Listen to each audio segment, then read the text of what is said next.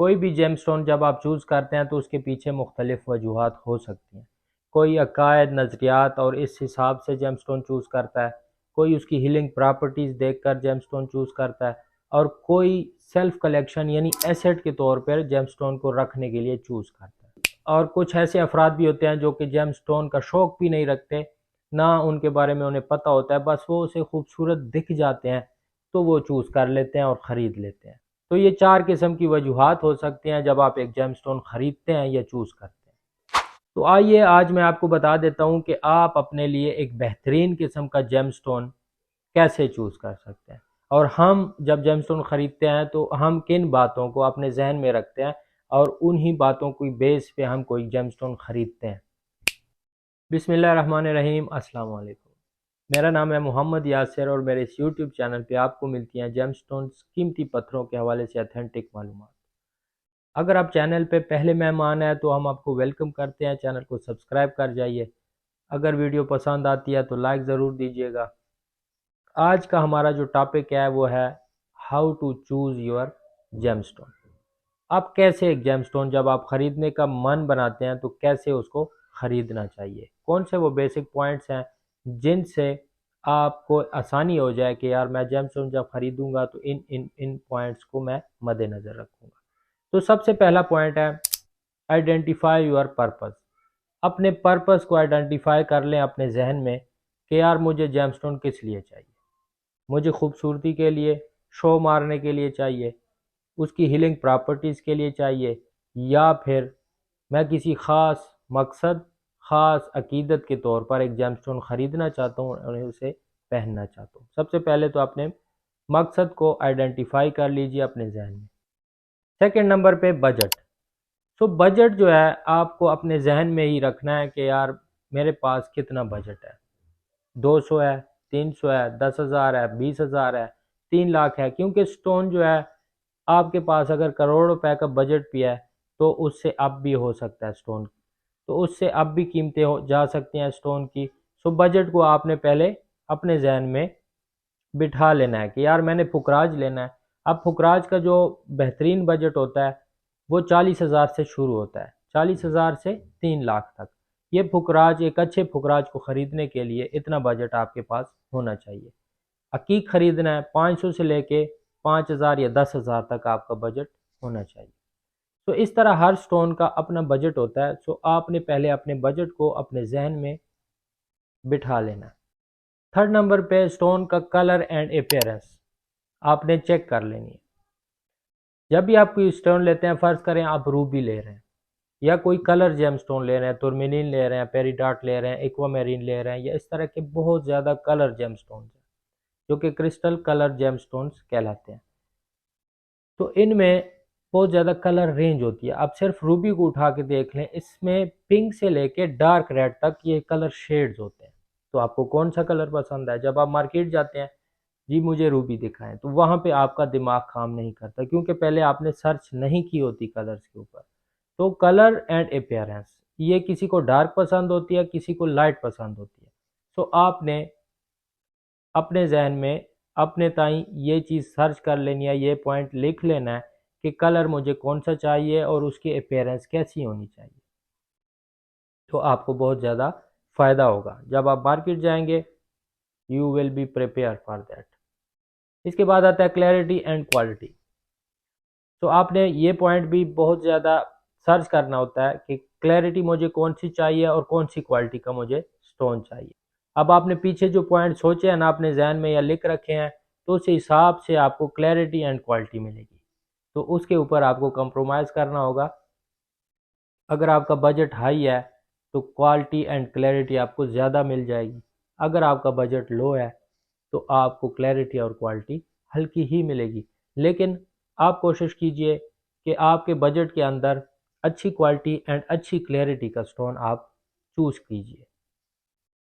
फ़र्ज़ करें आप एक नीलम ख़रीद रहे हैं, तो नीलम में आपको आपका बजट है 20,000 और उसमें आपको अच्छी क्लैरिटी एंड अच्छी क्वालिटी का स्टोन नहीं मिल रहा, तो सर्च कीजिए, ढूंढिए, कहीं ना कहीं से आपको अच्छी क्वालिटी का सस्ते दामों एक अच्छी क्लैरिटी का स्टोन मिल सकता है। इसके बाद का पॉइंट है ट्रीटमेंट एंड इन्हांसमेंट।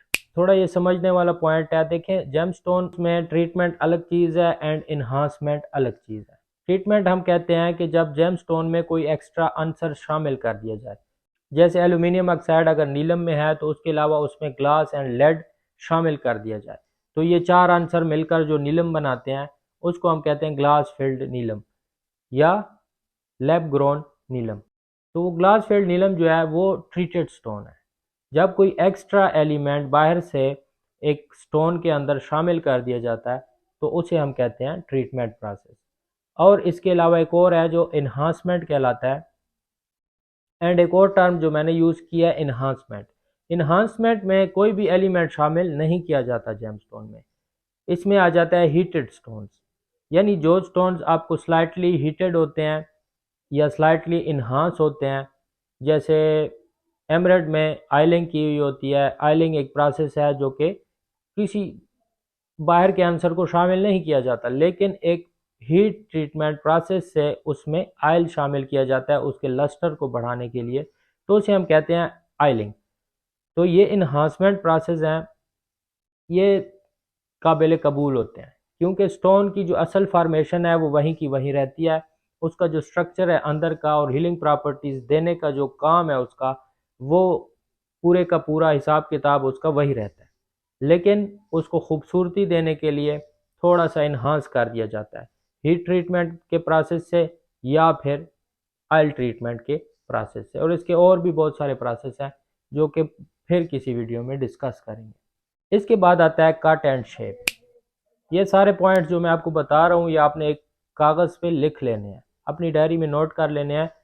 तो जब भी आप जेमस्टोन ख़रीदें ये पॉइंट्स आप याद कर लें और इस तरतीब से इन पॉइंट्स के ऊपर आप अगर जाएंगे, स्टोन को देखेंगे, तो you will get a best gemstone for your self. इंशाल्लाह एक बेहतरीन जेमस्टोन आप अपने लिए ख़रीद लेंगे। तो जी कट एंड शेप ये तो हर बंदे की अपनी मर्जी होती है। अब जैसे मुझे स्टेप कुशन कट पसंद है, कोई भी कलर जेम स्टोन हो उसमें मैं चाहता हूँ कि स्टेप कुशन कट का स्टोन हो, तो वो मुझे बहुत ज़्यादा अट्रैक्ट करता है। अब ये हर बंदे की अपनी मर्जी होती है, लेकिन ये जो कट्स होते हैं जेम स्टोन की कीमत के ऊपर इनका बहुत ज़्यादा इन्हिसार होता है। अब देखें, एमरेट जो है ये ओवल कट में आपको सस्ता मिलेगा एंड एमरेट कट में महंगा मिलेगा। जो इसका अपना कट है ना उसमें ये आपको महंगा मिलेगा, ओवल कट में सस्ता मिलेगा। इसके अलावा बहुत सारे ऐसे पत्थर हैं जैसे नीलम है। नीलम आपको स्टेप क्वेश्चन कट में महंगा मिलेगा, इसके अलावा ओवल में सस्ता होता है, राउंड में सस्ता होता है।